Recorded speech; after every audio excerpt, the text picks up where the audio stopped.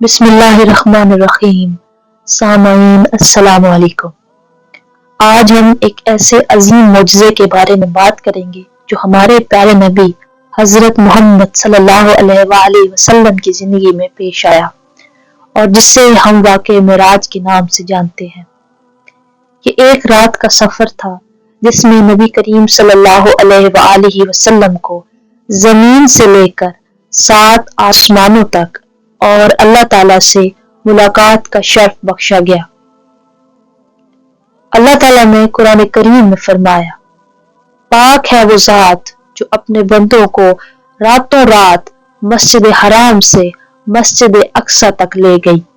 واقعہ معراج ایک بے مثال اور روحانی سفر تھا جس میں اللہ تعالیٰ نے اپنے آخری نبی حضرت محمد صلی اللہ علیہ وآلہ وسلم کو اپنے قریب ترین مقام تک پہنچایا۔ اس واقعے میں آپ صلی اللہ علیہ وآلہ وسلم نے جبرائیل علیہ السلام کی رہنمائی میں آسمانوں کی سیر کروائی اور اللہ کے بے شمار رازوں کا مشاہدہ کیا۔ یہ واقعہ ہماری ایمان کی طاقت کو بڑھاتا ہے اور نبی کریم صلی اللہ علیہ وآلہ وسلم کی عظمت اور اللہ کی قدرت کو ظاہر کرتا ہے۔ ایک رات جب رسول اللہ صلی اللہ علیہ وآلہ وسلم سوئے ہوئے تھے، حضرت جبرائیل علیہ السلام ایک عظیم سواری براق کے ساتھ تشریف لائے۔ براق ایک جنتی سواری تھی جو انتہائی تیز رفتار اور خوشبودار تھی، اور کہا جاتا ہے کہ اس کی رفتار اتنی تیز تھی کہ وہ ایک قدم میں اتنی دور پہنچ جاتی ہے جہاں انسان کی نظر بھی نہ پہنچے۔ حضرت جبرائیل علیہ السلام نے نبی کریم صلی اللہ علیہ وآلہ وسلم کو بیدار کیا اور آپ صلی اللہ علیہ وآلہ وسلم کو وضو کرایا تاکہ آپ اس عظیم سفر کے لیے روحانی اور جسمانی طور پر تیار ہوں۔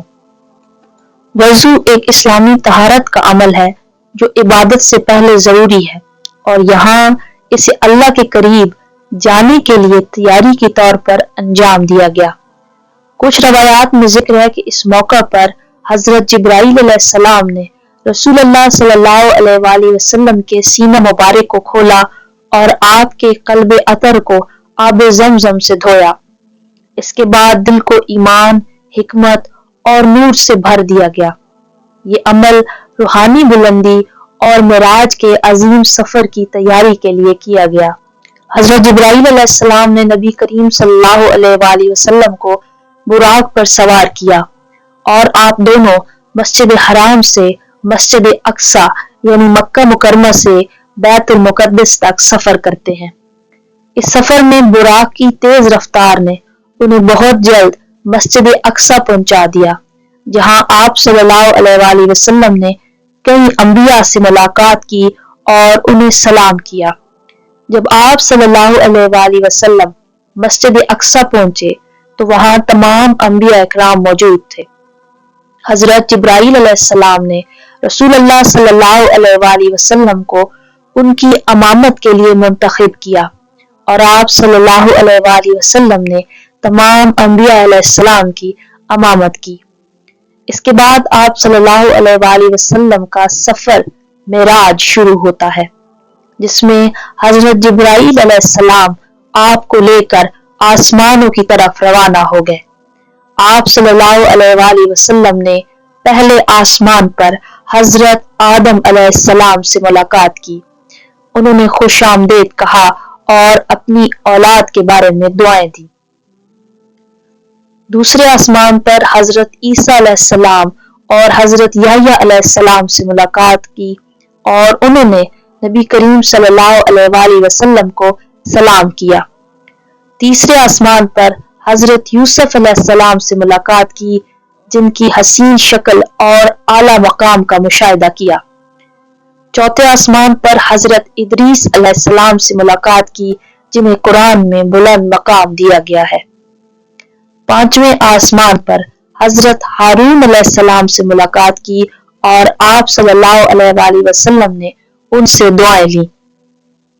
چھٹے آسمان پر حضرت موسیٰ علیہ السلام سے ملاقات کی اور انہوں نے نبی کریم صلی اللہ علیہ وآلہ وسلم کی امامت کا مقام دیکھ کر اپنی امت کے بارے میں غم کا اظہار کیا۔ 7ویں آسمان پر حضرت ابراہیم علیہ السلام سے ملاقات ہوئی، جہاں آپ صلی اللہ علیہ وآلہ وسلم نے بیت المعمور کا مشاہدہ کیا، جسے جنت کے اوپر ایک عظیم مقام سمجھا جاتا ہے۔ آپ صلی اللہ علیہ وآلہ وسلم نے جنت کی نعمتیں، اس کے باغات اور اہل ایمان کے انعامات کا مشاہدہ کیا۔ جنت میں عظیم وادیوں، درختوں اور پاکیزہ خوراک کا منظر تھا۔ آپ صلی اللہ علیہ وآلہ وسلم نے جہنم میں وہ لوگ دیکھے جو اپنے گناہوں کی وجہ سے عذاب بھگت رہے تھے۔ مختلف قسم کے عذابوں میں مبتلا لوگ تھے، جیسے کہ سود خور، جھوٹ بولنے والے اور ظلم کرنے والے۔ جب آپ صلی اللہ علیہ وآلہ وسلم 7ویں آسمان تک پہنچے تو آپ کو سدرۃ المنتہا کا مشاہدہ ہوا۔ یہ ایک عظیم درخت ہے جو آسمانوں کے آخر میں واقع ہے۔ اس کا رنگ انتہائی دلکش اور اس کے پتے بہت خوبصورت ہیں۔ حضرت جبرائیل علیہ السلام یہاں رک گئے اور فرمایا، یہ وہ مقام ہے جہاں سے آگے کوئی فرشتہ نہیں جا سکتا سوائے آپ صلی اللہ علیہ وآلہ وسلم کے۔ اس مقام پر آپ صلی اللہ علیہ وآلہ وسلم کو اللہ کی حضوری کا عظیم شرف حاصل ہوا۔